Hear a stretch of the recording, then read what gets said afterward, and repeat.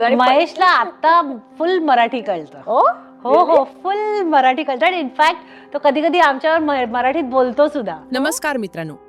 साऊथचा superstar Mahesh बाबू, ज्याच्या handsome लुकवर आणि ॲक्टिंगवर लाखो फॅन्स फिदा आहेत.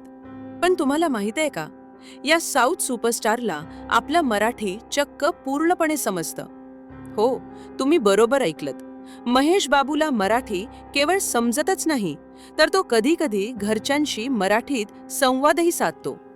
पण यामुळे त्याची पत्नी नम्रता शिरोडकर आणि मेहुणी शिल्पा शिरोडकर यांची कशी मोठी पंचायत होते, याचा एक अतिशय धमाल किस्सा स्वतः अभिनेत्री शिल्पा शिरोडकरने लोकमत फिल्मीला दिलेल्या एका मुलाखतीदरम्यान सांगितलं आहे.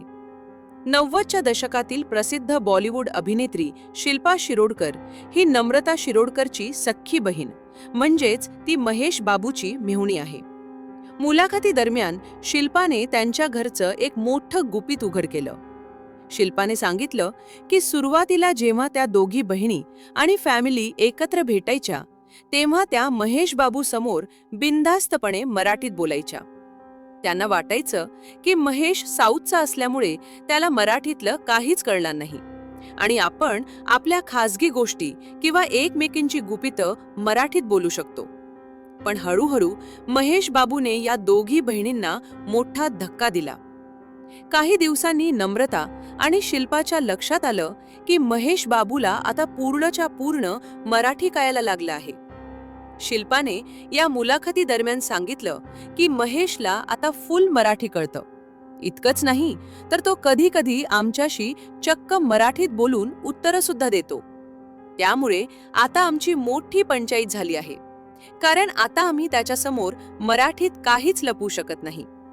शिल्पाने पुढे एक अतिशय मजेशीर गोष्ट सांगितली.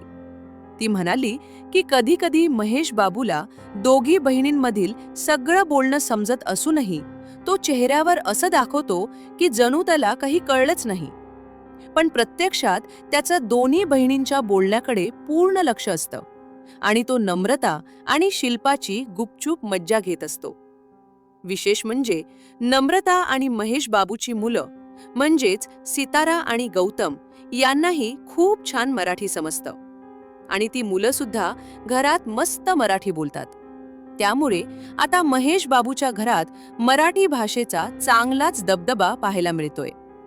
तर मित्रांनो, साऊथ सुपरस्टार महेश बाबूचा हा मराठी कनेक्शनचा आणि शिरोडकर बहिणींचा हा धमाल किस्सा तुम्हाला कसा वाटला, आम्हाला कमेंट करून नक्की सांगा. व्हिडिओ आवडला असेल, चॅनलला नक्की सबस्क्राईब करा.